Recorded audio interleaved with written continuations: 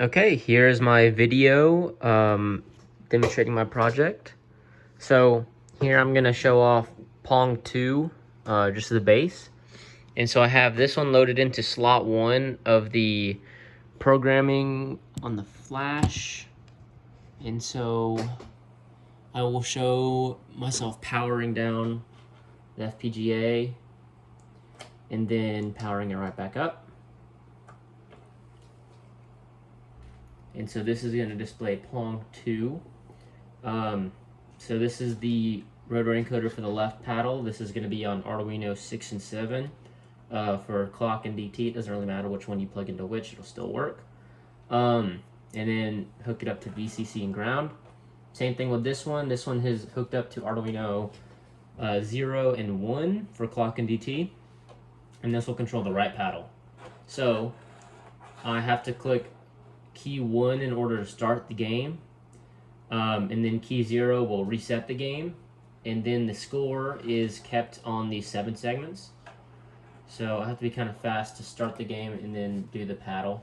Okay, well. Now I was not quick enough, so player 1, or the left player, got a point. And so I'm going to try again. Oh shoot, okay, I'm going to try one more time. Okay, there we go. So now I can hit the balls back and forth, and the score will be kept on the 7 segments.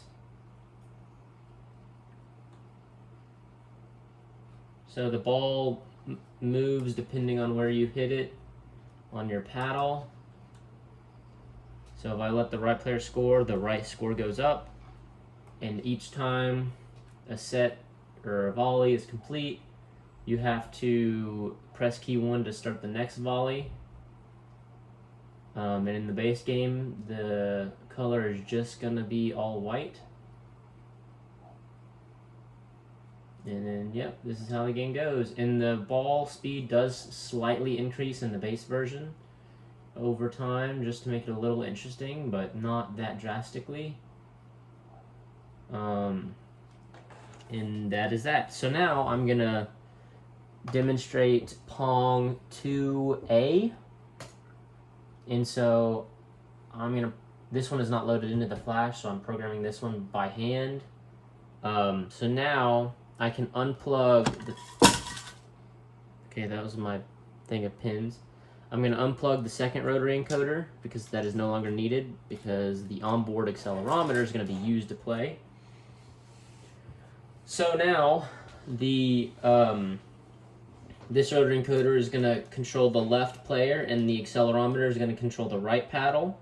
The score is still going to be kept on the 7 segments, and then key 1 starts the volleys, and key 0 resets the game. So here's me just kind of playing. Okay. I've gotten really good at playing against myself in Pong, I will say. I'm kind of a Pong champion at this point. Oh man, maybe not.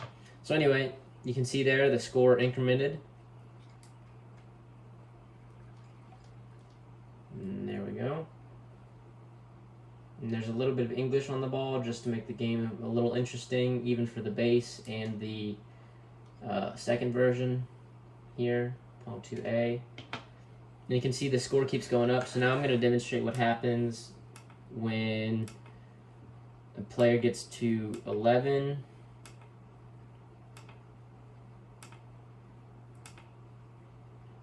So now we're at 11, I think.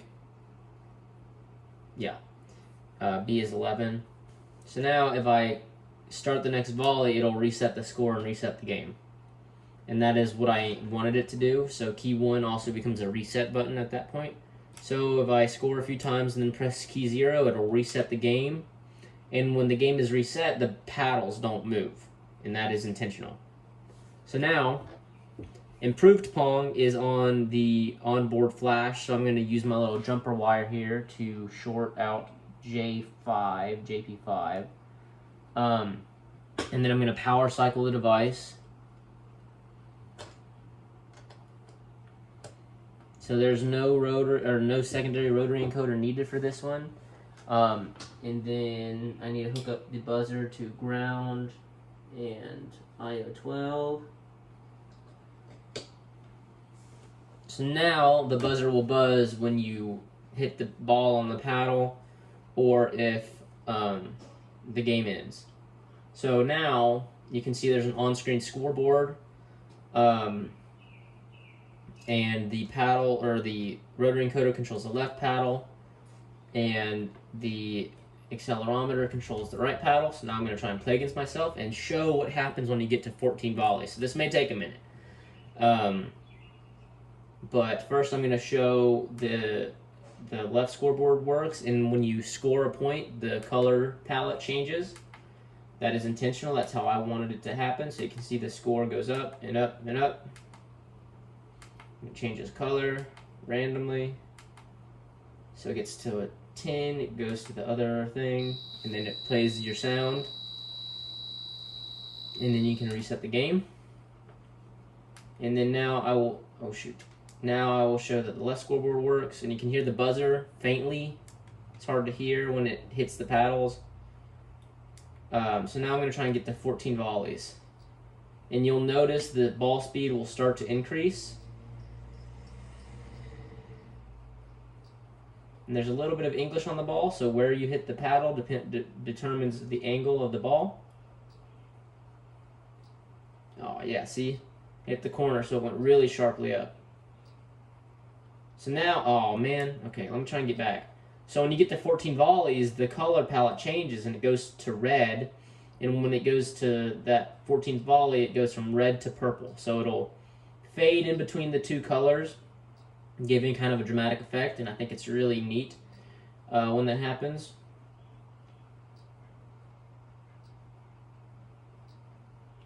Here we go. Oh man, as soon as I get there, I keep getting scored on. I'm just trying to get there and stay there for a minute so that I can show the fade, because the transition is really, really smooth.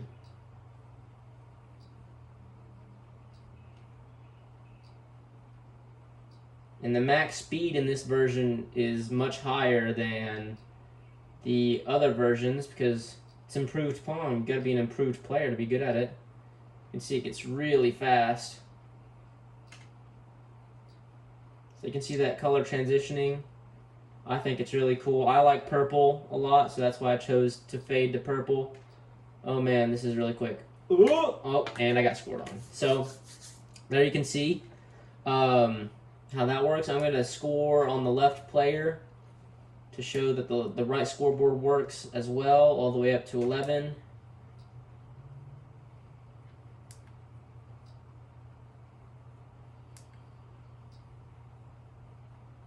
Okay, well, if I can score against myself.